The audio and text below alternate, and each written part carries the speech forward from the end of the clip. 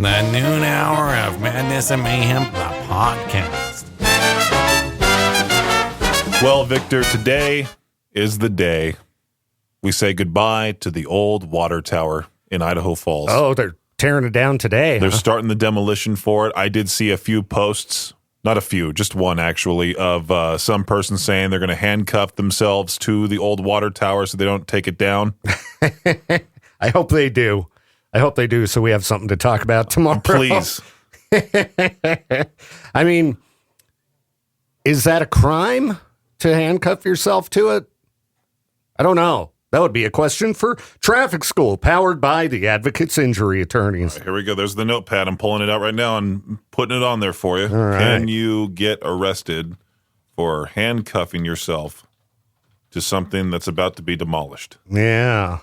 I was scrolling Life in Idaho Falls to see if anybody was talking about it, because I assume people are going to lose their minds. Some. They already were over the weekend. It got announced by the city of Idaho Falls late last week. Okay. And then all the posts started to come about. Katie Lee from Z103, she posted a picture of her dog in front of the water tower in the background. I don't have any pictures of myself, I don't think, in front of the water tower. I think I just have a picture of my two friends who came to town. And that was back in 2021. Yeah, I don't know if I have a picture of myself in front of it either. But I did see I couldn't remember the date, but when they announced, they were going to be tearing it down soon, the comment section was very funny. Some people were just going nuts. And to me, it's like, I get it. You've seen it your whole life, but it's just a water tower. It's such a small town thing to freak out about. Yeah. That's what I was thinking. Really? A water tower? That's what we're getting mad at? I'm like trying to think what would the equivalent of the water tower be like in Pokey? I don't know if there is anything. They tear down the Roach Motel, whatever that place is called. Yeah. Or System of a Down played, maybe. Yeah. First National Bar. The First National, they're tearing it down. Not going to stand for this. Man, the Hotel Yellowstone in downtown. What about the neon sign? Holt Arena? Oh, the Holt Arena. That could be one that if they tore it down, I'm sure people would get upset, even though, Oh, wait. That Native American tribute thing, the pole. The Chief Theater? The Chief Theater, yeah. Yeah. The giant pole. I mean, I think it's cool. Yeah. What if they tore that down? But it hasn't always been around. Like the theater was. Yeah. And then, when the theater burned down, like many, many years later, they put up the neon sign on the pole. Gotta say, Idaho Falls needs to take a look at Pokey's downtown and liven it up a bit with some colors, some neon. A lot of neon neon's going. Fantastic. Yeah, just looks good. Love a good neon sign. Oh yeah, definitely, man. So one of the reasons why I want to go to Las Vegas, go to the Neon Museum. I've been there. It's pretty cool. I'm jealous. It's pretty neat. Lots of signs. Just lots of signs. I'm sure you'll get blinded. Yeah, no, it was cool. I watched some bands play there. And it was cool. But do you think people are going to be like, look at that new water tower begrudgingly and be like, I got to stare at this thing now? They just get angry every time they see it. The new one, not the old one. Like they'll tell their kids, we used to have a water tower here that was pretty. Oh yeah. No, guaranteed. Even though it's all about what it's for. They had to get a more modern one, now, so it works right. Does that thing really supply water for everything in Idaho Falls? I don't think everything. That's what I was trying to figure out. I'm like, wait a minute. Does this old water tower, was that the one that was supplying water to the town? Let's see. What is the purpose of a water tower? Because I've never really thought about it. I mean, it has water. Use gravity to, stupid Google AI overview, maintain consistent water pressure and provide a reliable supply for homes, businesses, and firefighting. So, I mean, it couldn't supply all of the water. I do see here on the AI overview, the old water tower, was it actually called the Tim Horton tank? I don't know. Yeah, I can't tell with this whole AI overview. I feel like we might need to do some research on this or have somebody message us about it or something. I don't know. Yeah, so they pump water into it, And I don't know. You're lost too. I'm lost. It's one of those days where it's just like, okay, do I really care? Yeah, exactly. Do I really want to read about a water tower? Maybe that's why they picked today to start tearing it down, because they know everybody's going to be like going back to work after the holidays, and energy's just super low. Like, I am tired today. I'm just tired. They should have took a page out of somebody's playbook and maybe have done it at like 2 a.m. So when everybody wakes up, it's all of a sudden just gone. Yeah, that would keep people away. You know, I'm not going to go down there, but I'm done working. I'm going to my couch. No, but I'm just saying, like, you wake up in the morning, the whole water tower is gone. People would be upset for like, I don't know, 10 seconds, and they'd be like, okay, it's gone already. Yeah, and they'll get over it fast and find the next thing to be angry about. Right. That's what people do on the internet nowadays. I say we tear down all the old buildings in downtown Idaho Falls. Just tear down Old Town. And we add a nice, big, modern Trader Joe's. There you The parking's already bad as it is in downtown, and every Trader Joe's needs to have bad parking. Yeah, so it's ready to go. Not only that, but also, like, we were trying to figure out what place was it that went out of business recently? Oh, the Joann Fabrics. Oh, yeah, We were trying to figure out what would they put in there. And I was thinking maybe a 5th O'Reilly Auto Parts, because Idaho Falls needs that. We do have a lot of O'Reilly Auto Parts. The first mega credit union. How about a car wash? How about a soda shop where you walk in and you go to the very far back of that building? Yes, Something more like soda that. shops. Yeah. Victor, I feel like this has happened more than once.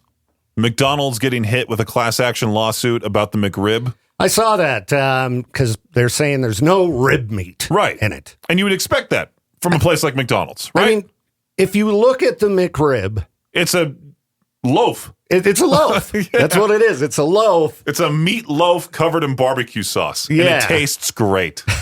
I'm not a huge fan, but that's because I worked at McDonald's and I think I overdid it on McRibs. And my friend, a roommate, he worked there later on, and somehow he got a case of them.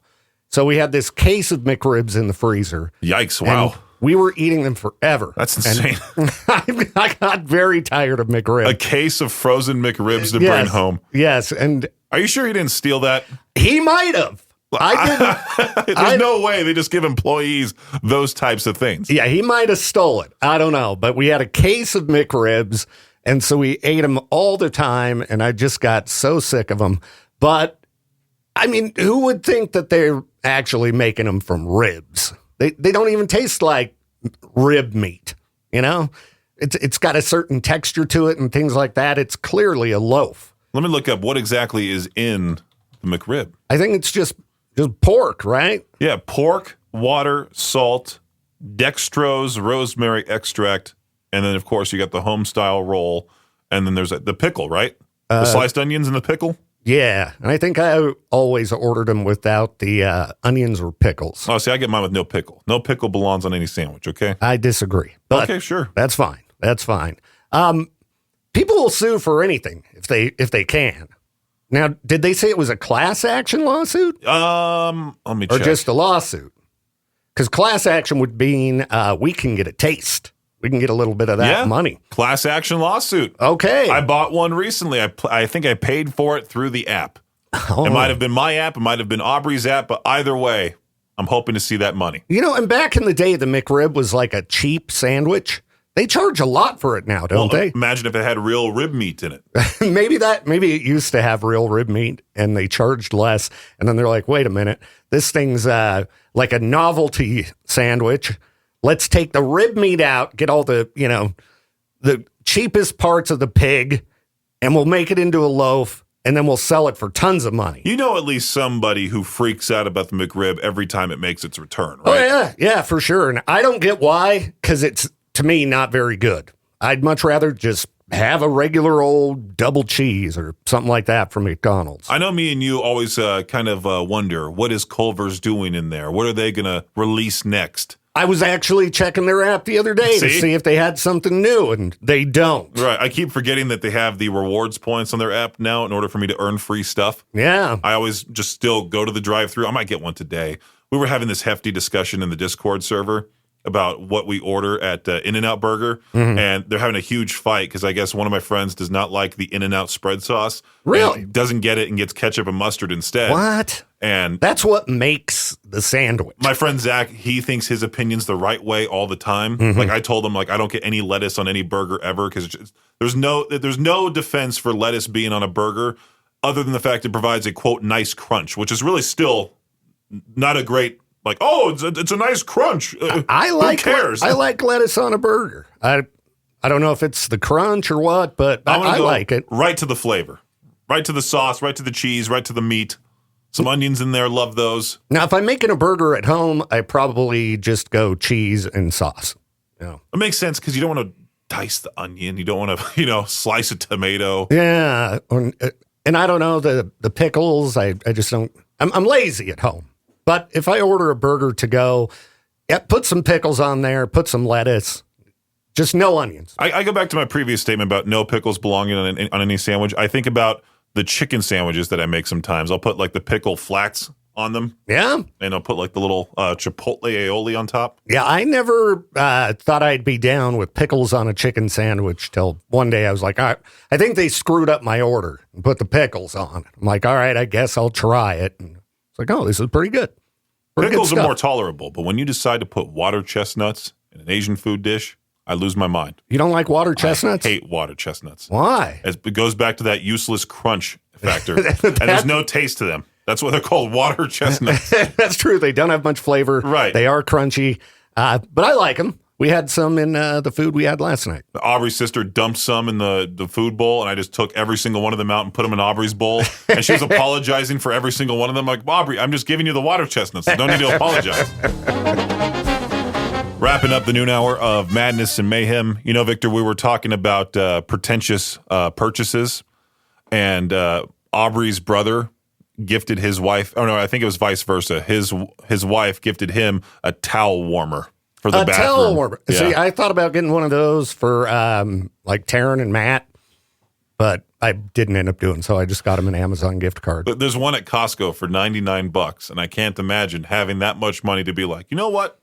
Maybe I do need to warm my towel and have that on the counter in the bathroom. You've seen my bathroom. There's no counter space. Yeah. That thing would need to sit out in the living room. Yeah. And that just looks dumb. See, the way my heater in my bathroom works, it kind of blasts at the wall right where the towel rack is. So I have a towel warmer. It's just not supposed to be a towel warmer. So, yes, in my bathroom, very highfalutin with my, unintentional towel warmer. And you would consider yourself a millennial, right? No. Okay. I consider myself in between millennial and Gen X as a goonie. Well, never mind then. I was going to ask this question. What is the peak millennial midlife crisis purchase? Ooh. From r/millennials. Okay, what are people saying in there? The top answer, I got an espresso machine and sometimes my latte art. Oh, I can't finish the rest of that sentence. See, that doesn't resemble something that I can't say on the air. Okay. Yeah. Yeah, that sounds like a millennial purchase for sure. And that I wouldn't buy one of those. I don't really care for coffee. Plus, I really can't drink it. The last time I did was when we had that really hectic weekend or few days, not even a weekend, a few days where we went with Lou Brutus to the Devil's Orchard. And before that, I didn't sleep at all the night before for some random reason. Oh. Then that night, we didn't get home till like 2 a.m. Yeah. And then we had to be back here early the next morning. Mm-hmm. And then we had the concert the next night. And that by that other day, my heart went into AFib. It was like the day before my birthday. Yeah. Heart went into AFib. And that was also the day I shaved my head. I'm like, that does it. I'm doing it finally. It was a weird couple of days. Those were before I turned 28. Yeah, that was a wild few days there. Anytime Lou Brutus is around, it's going to be wild. Well, now I can take some melatonin if I'm not sleeping. Like last night, I didn't fall asleep till like 2 a.m. just because. Geez. I was hanging out with my friends. We're having this in-depth conversation. It always happens late at night. Yeah, never like 4 p.m. No. Yeah, and I was waking up over and over last night. Oh, I was so tired this morning. I think it was just because I knew I had to come in. I had to wake up early. Had been in holiday mode for weeks. Now it's the first full work week of 2026, Victor. When I rolled in here this morning, that was the first thought in my mind, 5 days ahead. And I was just like, ugh. I have 11 days until I get to go home for a week and just take a week off. Push that. Oh, good for you, bud. I don't think it works. Well, what is the peak millennial midlife crisis purchase? Someone said that the toy you wanted as a kid but never got. Okay. Houseplants. Why do I suddenly have so many houseplants? Yeah. There's a lot of people out there with plants. That's true. And it does seem like more of a millennial thing. I don't know. Or a girl thing. Anyway, I don't want any plants in my house because there's bugs in them. I have 2 cacti. Is that what they're called? Cacti? Yeah. I have 2 of those and one like tree I got from Costco for $11. That's about it. Hey, yeah, that's more than me. The cactus just sit there at the kitchen window, and sometimes when I pull the blinds down, the thorns will hit my hand and hurt. That's fun. Yeah, I did it to myself, And then I see someone commented here, I can't afford a midlife crisis. That's also very millennial. Yeah, there's also sure. Career swap. I guess. I mean, my midlife crisis thing was a dumb TV, just an overpriced TV. I love it. I love that TV, but that was about it. I think my dad was going through a midlife crisis because he bought so much new furniture, bought a new $2,000 TV, Yeah. There's that inner competition between every guy. You want to have the bigger TV. Yeah. I wish I would have got a bigger one. But it was way too expensive. But when you go for the giant TV, sometimes you pay not that much money for a crappy picture and all of that. You want to have the 8K. Yeah. You want to have those gory scenes right there. Oh, yeah. Yeah. I got the OLED, Yeah. I did get that, and it was very expensive to get a giant one. You could get one that's maybe 10 inches shorter for like half the price. But I was like, I need that extra 10 inches of TV. Yeah, you do. Yeah, you do. The noon hour of Madness and Mayhem is a production of Riverbend Media Group. For more information or to contact the show, visit riverbendmediagroup.com.